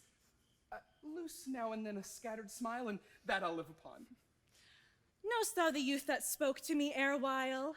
Not very well, but I have met him oft. Oh, and he hath bought the cottage and the lands that the old peasant once was master of. Think not I love him, though I ask for him. 'Tis but a peevish boy, and yet he talks well. But what care I for words? Yet words do well when he who speaks them pleases those that hear. It is a pretty youth, not very pretty, but sure he's proud, and yet his pride becomes him. He'll make a proper man. The best thing in him is his complexion, and no faster than his tongue did make offense, his eye did heal it up. He is not very tall, yet for his years he's tall. His leg is but so, but yet 'tis well. There was a pretty redness in his lip, a little riper and more lusty red than that mixed in his cheek. 'Twas all the difference between a constant red and a mingled damask. There be some women, Silvius, had they marked him in parcels as I did, would have gone near to fall in love with him. But for my part, I love him not, nor hate him not. And yet, I have more cause to hate him than to love him. For what had he to do to chide at me? He said mine eyes were black, and my hair black, and now that I'm remembered, scorned at me. I marvel why I answered not again. But that's all one. Admittance is no quittance. I shall write a very taunting letter, and that shall bear it. Wilt thou, Silvius? Phoebe, with all my heart. I'll write it straight. The matter's in my head and in my heart. I'll be bitter with him and passing short. Go with me, Silvius. I prithee, pretty youth, let me be better acquainted with thee. They say you are a melancholy lady. I am so. I do love it better than laughing. Those that are in extremity of either are abominable fellows. Why, 'tis good to be sad and say nothing. Why, then 'tis good to be a post. I have melancholy of mine own, compounded of many symbols extracted from many objects, and indeed the sundry's contemplation of my travels, in which my often rumination wraps me up in the most humorous sadness. A traveler, by my faith, you have great reason to be sad. I fear you have sold your own lands to have seen others, and then to have seen much and to have nothing is to have rich eyes and poor hands. Yes, I have gained my experience. And your experience makes you sad. Good day and happiness, dear Rosalind. Nay then, God be with you, and you talk in blank verse. Farewell, Madam Traveler. Why, how now, Orlando? Where have you been all this while? You a lover, and you serve me such another trick. Come no more in my sight. My fair Rosalind, I come within an hour of my promise. Break an hour's promise in love? He that will divide a minute into 1,000 parts and break but a part of the 1,000th part of that minute in the affairs of love? It may be said of him that Cupid hath clapped him o'er the shoulder, but I'll warrant him heart whole. Pardon me, dear Rosalind. Nay, and you be so tardy, come no more in my sight. I had as lief be wooed of a snail. Of a snail? Aye, of a snail. For though he comes slowly, he bears his house on his head. A better jointure, I think, than you make a woman. Besides, he brings his destiny with him. What's that? Why, horns, which such as you are fain to be beholding of your wives for. Virtue is no horn maker, and my Rosalind is virtuous. And I am your Rosalind! It pleases him to call you so, but he hath a Rosalind of better leer than you. Come now. Woo me. Woo me. For now, I am in a holiday humor and like enough to consent. What would you say to me now, and I were your very, very Rosalind? I would kiss before I spoke. Nay, you were better speak first, and when you were out of things to say, you might take occasion to kiss. Who could be out of things to say, being before his beloved mistress? Mary, you should be out if I were your mistress. What, of my suit? Not out of your apparel, and yet out of your suit. Am I not your Rosalind? I take some joy to say you are, because I would be talking of her. Well, in her person, I say, I will not have you. Then in mine own person, I die. No. Faith. Die by attorney? The poor world is almost 6,000 years old, and in all this time, not any man has died in his own person, videlicet, in a love cause. Men have died from time to time, and worms have eaten them, but not for love. I would not have my right Rosalind of this mind, for I protest her frown might kill me. By this hand, it will not kill a fly. Come now. I will be your Rosalind in a more coming-on disposition, and ask me what you will.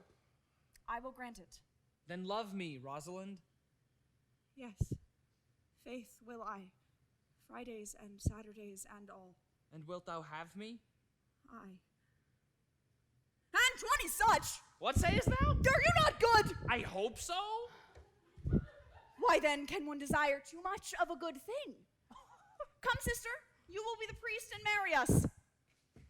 Give me your hand, Orlando. What do you say, sister? Pray thee, marry us. I cannot say the words. You must begin, will you, Orlando? Go to. Will you, Orlando, have to wife this Rosalind? I will. Aye, but when? Why now, as fast as she can marry us? Then you must say, I take thee, Rosalind, for wife. I take thee, Rosalind, for wife. I might ask you for your commission, but I do take thee, Orlando, for my husband. Now, how long will you have her after you have possessed her? Forever and a day. Say the day without the ever? No, Orlando.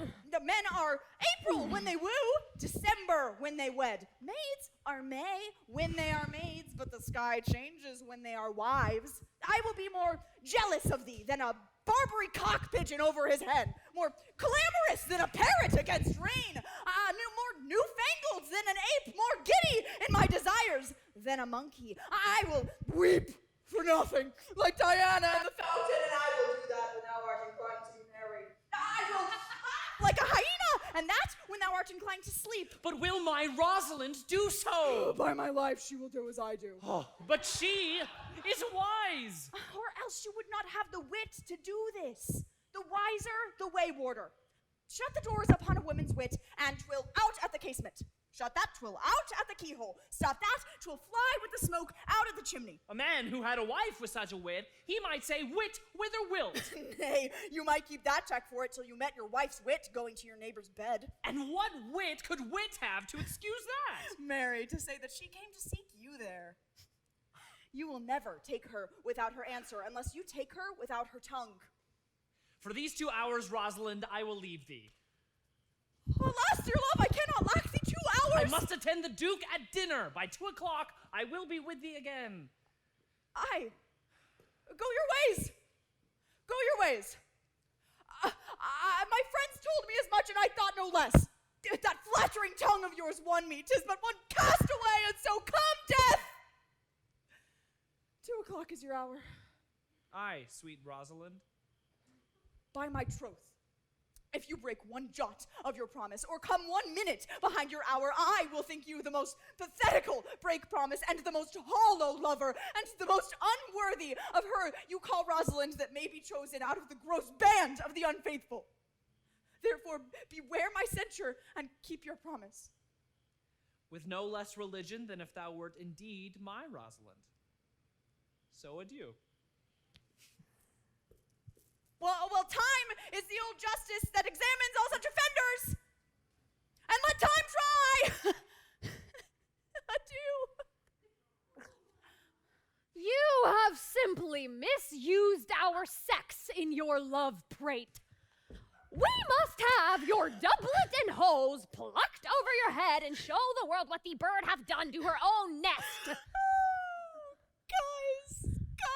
Cuz, my pretty little cuz, that thou didst know how many fathom deep I am in love. Oh, let that same wicked bastard of Venus, that blind, rascally boy that abuses everyone's eyes because his own are out, let Cupid be judge of how deep I am in love. I tell thee, Aliena, I cannot be out of the sight of Orlando. I'll go find a shadow and sigh till he come.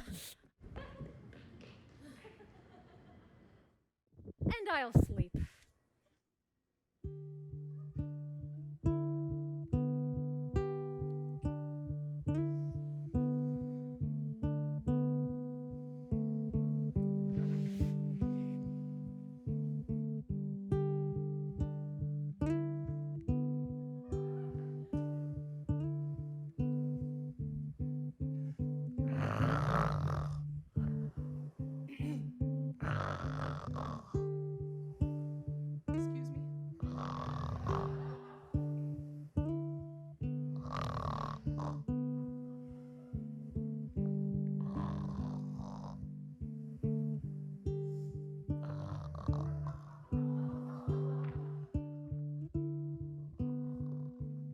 How say you now? Is it not past 2 o'clock, and here much Orlando? I warrant you! With pure love and troubled brain he hath ta'en his bow and arrows and gone forth to sleep. Look who's here! Phoebe! Huh? My errand is to you, fair youth. My gentle Phoebe bid me give you this. I know not the contents, but as I guess by the stern brow and waspish actions which she was using as she was writing of it, it bears an angry tenor. Pardon me, I am but as a guiltless messenger. Odds my will, her love is not the hare that I do hunt. By right she's so to me. Will you hear it? So please you, for I never heard it yet. Yet heard too much of Phoebe's cruelty. She Phoebe's me. Mark how the tyrant writes. Dearest Ganymede, whilst you chid me, I did love. How then might your prayers move? He that brings this love to thee little knows this love in me. And by him seal up thy mind, whether that thy youth and kind will the faithful offer take of me and all that I can make, or else by him my love deny, and then I'll study how to die!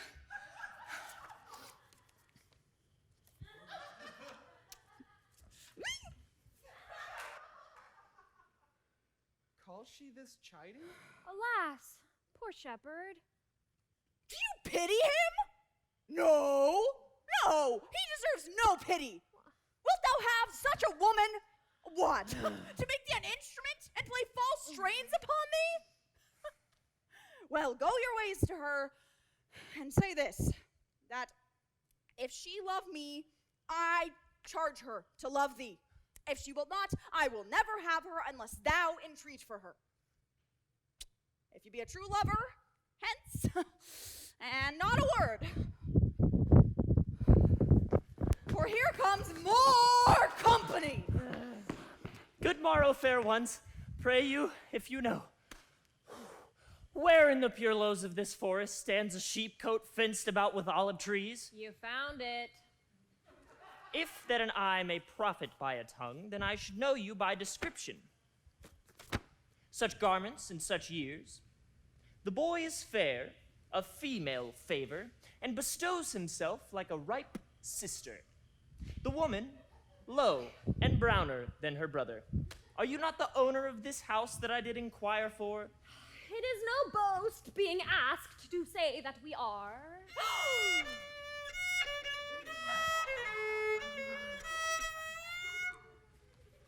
Orlando doth commend him to you both. And to the youth he calls his Rosalind, he sends this bloody napkin. Are you he? I am. What must we understand by this? Some of my shame, if you will know of me what man I am, and how and why and where this handkerchief was stained. I pray you tell it. When last the young Orlando parted from you, he left a promise to return again within an hour. And pacing through the forest, chewing the fruit of sweet and bitter fancy, lo, what befell! He threw his eye aside, and mark what object did present itself. Under an oak, whose boughs were mossed with age and high-top bald with dry antiquity, a wretched, ragged man lay sleeping on his back. About his neck, a green and gilded snake had wreathed itself, who, with her head in nimble threats, approached the opening of his mouth, but suddenly, seeing Orlando, it unlicked itself, and with intended glides did slip away into a bush, under which bush's shade, a lioness, with udders all drawn dry, lay couching, head on ground with cat-like watch for when that sleeping man should stir. For 'tis the royal disposition of that beast to prey on nothing that doth seem as dead. This seen, Orlando approached the man and found it was his brother, his elder brother. Oh, I have heard him speak of that same brother, and he did render him most unnatural that lived amongst men. And well he might do so, for well I know he was unnatural. But to Orlando, did he leave him their food to the sucked and hungry lioness? Twice did he turn his back, and purposed so, but kindness nobler ever than revenge, and nature stronger than his just occasion made him give battle to the lioness, who quickly fell before him, in which, hurtling from miserable slumber, I awaked.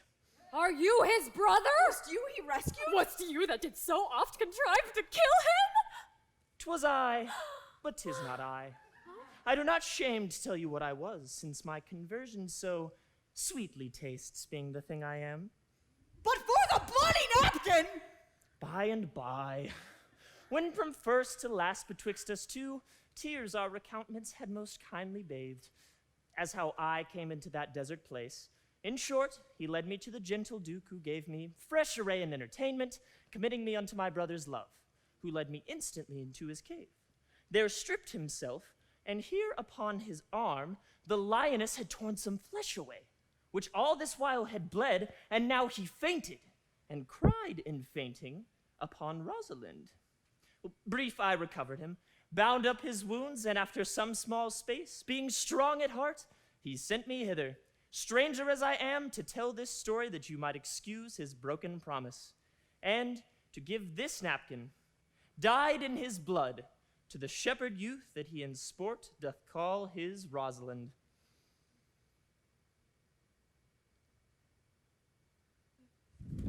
Why, how now? Ganymede! Sweet, Ganymede! Many will swoon when they look on blood. There's more in it. Cousin, Ganymede! Oh, look, he recovers. I would I were at home. We'll lead you thither. Take him by the arm. Be of good cheer, youth. You a man? You lack a man's heart. I do so. I confess it. Sirrah, a body would think this was well counterfeited.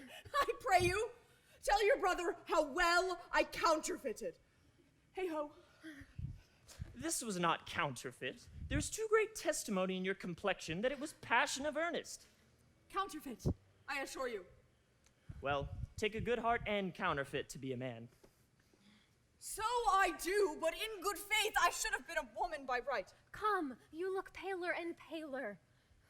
Good sir, go with us. That will I. For I must bear answer back how you excuse my brother, Rosalind. I shall devise something, but I pray you, commend my counterfeiting to him. Will you go? We shall find a time, Audrey. Patience, gentle Audrey. Faith, madam, all it was good enough for all the old ladies saying. Almost, madam, a most wicked Madam Olive Audrey, a most vile Martext. But Audrey, there is a youth here in the forest lays claim to you. I know who 'tis. He hath no interest in me in the world. Here comes the man you mean. It is meat and drink for me to see a clown. By my troth, those of us that have good wits have much to answer for. We shall be flouting. We cannot hold. Good even, Audrey. God ye good even, William. Good even to you, sir. Good even, gentle friend. Cover thy head, cover thy head, cover thy head! Nay, prithee, be covered. How old are you, friend? 5 and 20, sir. Oh, a ripe age is thy name, William. William, sir. A fair name, was born in the forest here. Aye, sir. I thank God. Thank God, a good answer. Art thou rich? Faith, sir. Oh, so is good. It's very good, very excellent good. And yet it is not as but so. Art thou wise? Aye, sir. I have a pretty wit. Why, thou sayest well. I do now remember a saying, the fool doth think he is wise, but the wise man knows himself to be a fool. You do love this maid. I do, sir. Give me your hand. Art thou learned? No, sir. Then learn this of me. To have is to have. For it is a figure in rhetoric that drink being poured out of a cup into a glass by filling the one doth empty the other. Now all your writers do consent that Ipsy is he. For you are not tipsy. I'm he. Which he, sir? He, sir, that must marry this woman. Therefore, clown, abandon, which is in the vulgar, leave the society, which in the boorish is company of this female, which in the common is woman, which together is abandon the society of this female, or, clown, thou perishest, or to wit, diest, or to thy better understanding, I kill thee, make thee away, translate thy life into death, thy liberty into bondage. I will deal in poison with thee, or in bastinado, or in steel. I will kill thee 150 ways, therefore tremble and depart.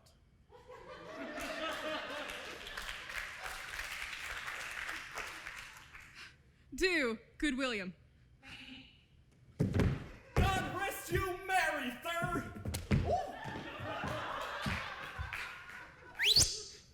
Our master and mistress seek you. Come, away, away. Trip, Audrey. I attend. Is it possible that on so little acquaintance you should like her? That but seeing you should love her, and loving woo, and wooing she should grant? And will you persever to enjoy her? Neither call the giddiness of it in question, the poverty of her, the small acquaintance, my sudden wooing, nor her sudden consenting. But say with me, I love Aliena. I love Aliena. Say with her that she loves me. Consent with both that we may enjoy each other. It shall be to your good. For my father's house and all the revenue that was old Sir Roland's will I estate upon you. and here live and die a shepherd. You have my consent. Let the wedding be tomorrow. Thither will I invite the Duke and all her contented followers. Go you and prepare Eliana. For look you, here comes my Rosalind. God save you, brother. And you, fair sister. Oh, my dear Orlando, how it grieves me to see thee wear thy heart in a scarf. It is my arm. I thought thy heart had been wounded with the claws of a lion? Wounded it is, but with the eyes of a lady. Did your brother tell you how I counterfeited to swoon when he showed me your handkerchief? Aye, and greater wonders than that. Oh, I know where you are. Nay, 'tis true. Never was there anything so sudden. For your brother and my sister no sooner met, but they looked. No sooner looked, but they loved. No sooner loved, but they sighed. No sooner sighed, but they asked one another the reason. No sooner knew the reason, but they sought the remedy. And in these degrees, they have made a pair of stairs to marriage. Clubs cannot part them. They shall be married tomorrow, and I will bid the Duke to the nuptial. But oh, how bitter a thing it is to look into happiness through another man's eyes. By so much the more shall I tomorrow be at the height of my heart heaviness, by how much I shall think my brother happy in having what he wishes for. Why then, tomorrow I cannot serve your turn for Rosalind? I can live no longer by thinking. I will weary you then no longer with idle talking. Know of me then, and believe, if you please, that I can do strange things. I have, since I was 3-year-old, conversed with a magician, most profound in his art, and yet not damnable. If you do love Rosalind so near the heart as your gesture cries it out, when your brother marries Eliana tomorrow, you shall marry her. I know into what straits of fortune she is driven, and it is not impossible to me to set her before your eyes tomorrow. Speakest thou in sober meanings? By my life, I do. Therefore, put you in your best array, bid your friends, for if you will be married tomorrow, you shall. And to Rosalind, if you will. Yeah! Look, here comes a lover of mine and a lover of hers. You have done me much ungentleness to show the letter that I have writ to you. I care not that I have. It is my study to seem despiteful and ungentle to you. You are there followed by a faithful shepherd. Look upon him. Love him. He worships you. Dear shepherd, tell this youth what 'tis to love. It is to be all made of sighs and tears, and so am I for Phoebe. And I for Ganymede. And I for Rosalind. And I for no woman. It is to be all made of faith and service, and so am I for Phoebe. And I for Ganymede. And I for Rosalind. And I for no woman. It is to be all made of fantasy, all made of passion, all made of wishes, all adoration, duty, and observance, all humbleness, patience, and impatience, all purity, all trial, all observance, and so am I for Phoebe. And I for Ganymede. And I for Rosalind. And I for no woman. If this be so, why blame you me to love you? If this be so, I blame you me to love you. If this be so, why blame you me to love you? Who do you speak to? Why blame you me to love you? To her that is not here nor doth not hear. Pray you, no more of this. 'Tis like the howling of Irish wolves against the moon. I will help you if I can. I would love you if I could. Tomorrow, meet me all together. I will marry you if I ever marry woman, and I shall be married tomorrow. I will satisfy you if I ever satisfied man, and you shall be married tomorrow. I will content you if what pleases you contents you, and you shall be married tomorrow. As you love Phoebe, meet. As you love Rosalind, meet. And as I love no woman, I'll meet. So fare you well. I have left you commands. I'll not fail if I live. Nor I. Nor I. It was a lover and his lass, with a hey and a ho, and a hey no-de no that o'er the green cornfields did pass. In the springtime, the only pretty ringtime, where birds do sing.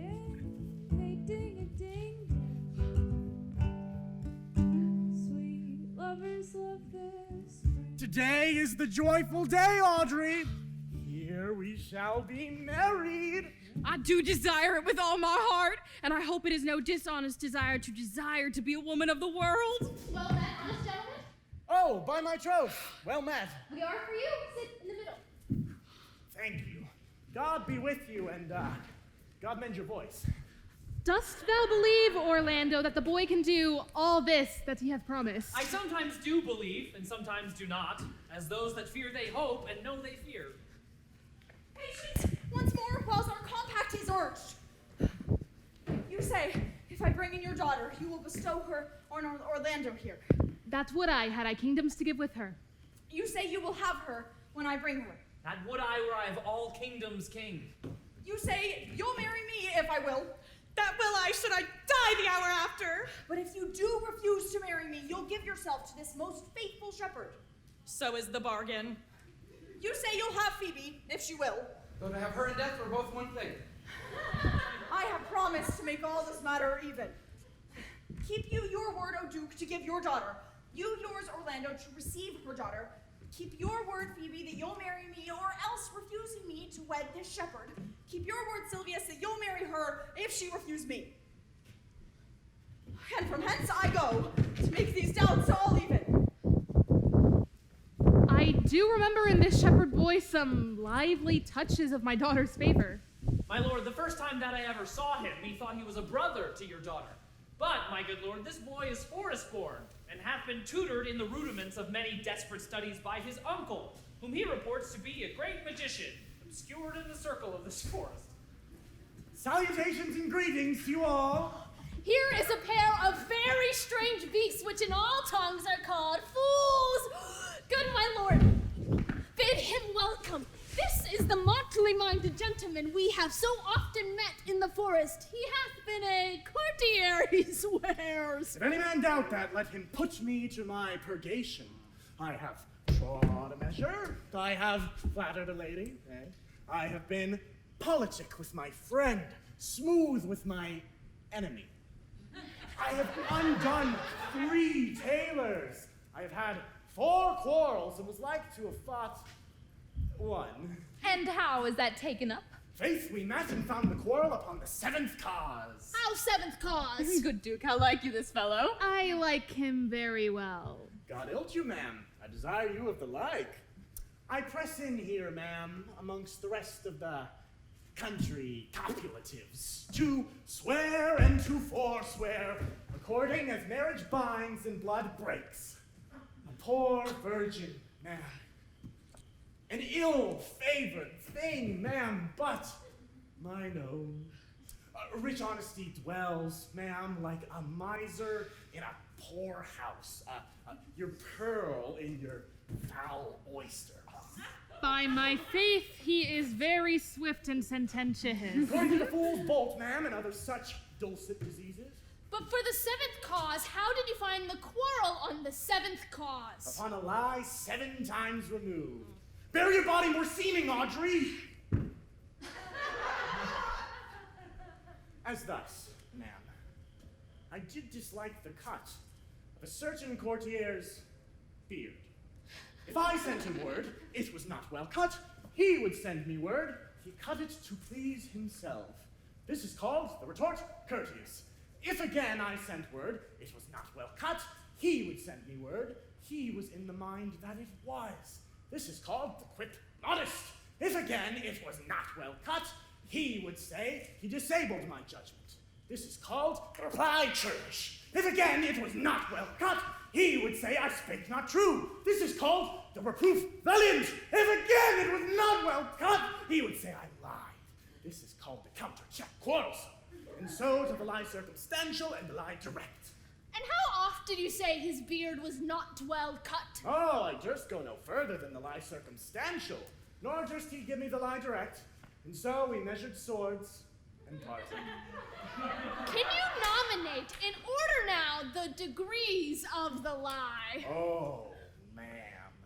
We quarrel in print, by the book, as you have your books for good manners. I will name you the degrees.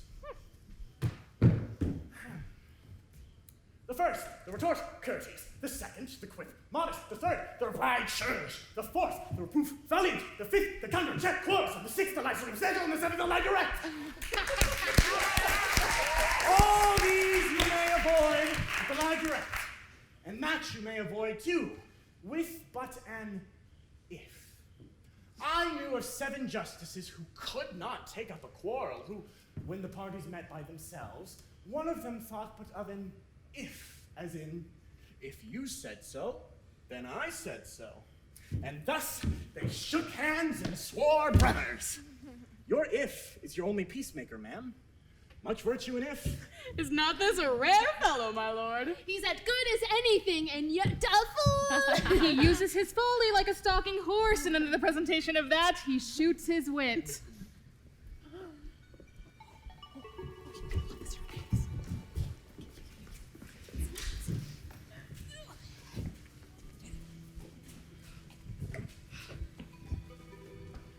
Then there is mirth in heaven, when earthly things made even atone together.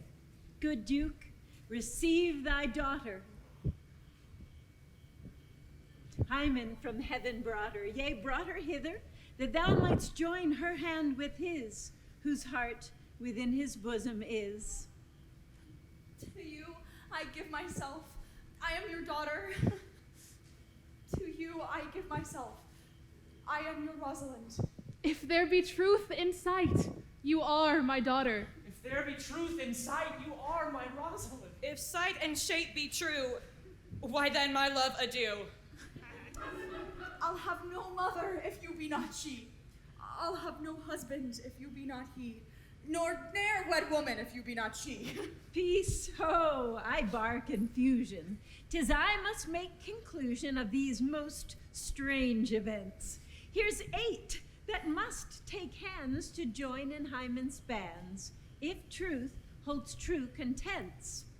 You and you, no cross shall part. You and you are heart in heart. You to his love must accord, or have a woman to your lord. You and you are sure together as the winter to foul weather. Whiles a wedlock hymn we sing, feed yourselves with questioning, that reason wonder may diminish, how thus we met and these things finish.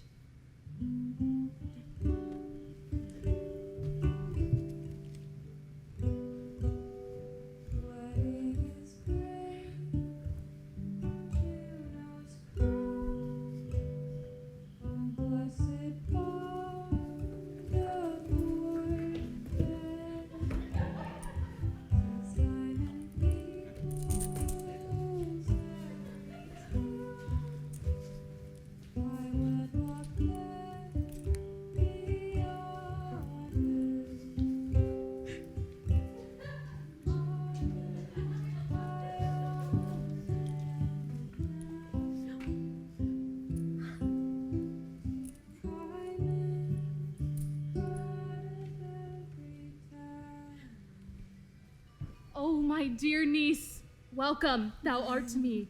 Even daughter, welcome, in no less degree. I will not eat my word. Now thou art mine.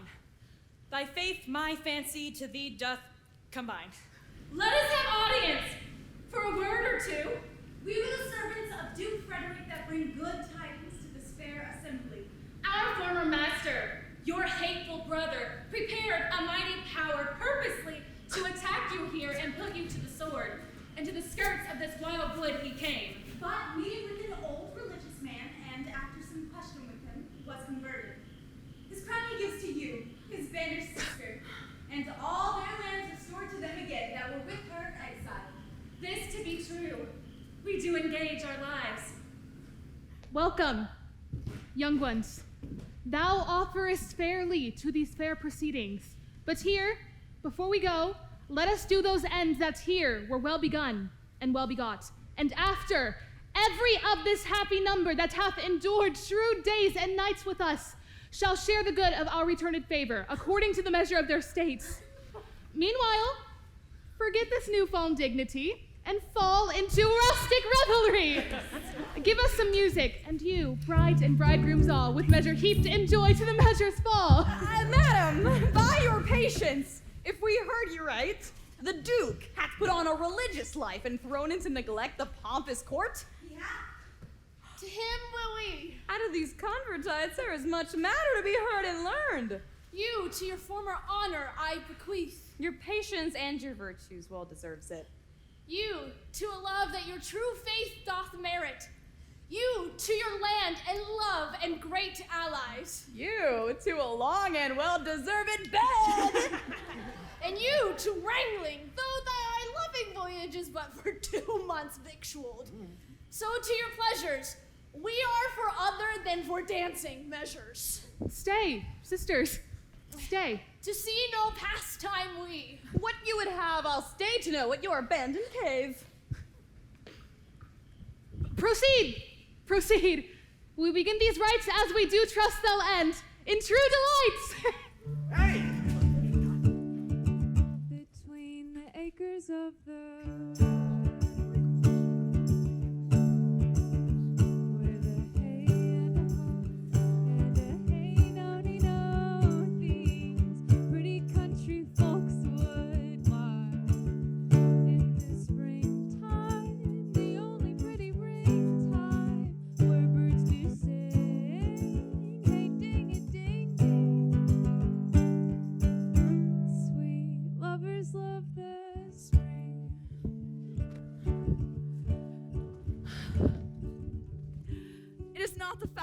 To see the lady, the epilogue, but 'tis no more unhandsome than to see the lord, the prologue. If it be true that good wine needs no bush, then 'tis true that good plays need no epilogue. Yet to good wine they do use good bushes, and good plays prove the better by the help of good epilogues. What a case am I in, then, that am neither a good epilogue nor can insinuate with you in the behalf of a good play. I am not furnished like a beggar, therefore to beg would not become me. My way is to conjure you, and I'll start with the women. I charge you, O women, for the love you bear to men, to like as much of this play as please you. I charge you, O men, for the love you bear to women, as I perceive by your simpering, none of you hates them, that between you and the women the play may please. If I were a woman, I would kiss as many of you as had beards that liked me, complexions that pleased me, and sweet breaths I defied not. And I am sure as many as have good beards, good faces, or sweet breaths will, for my kind offer, when I make curtsy, bid me farewell.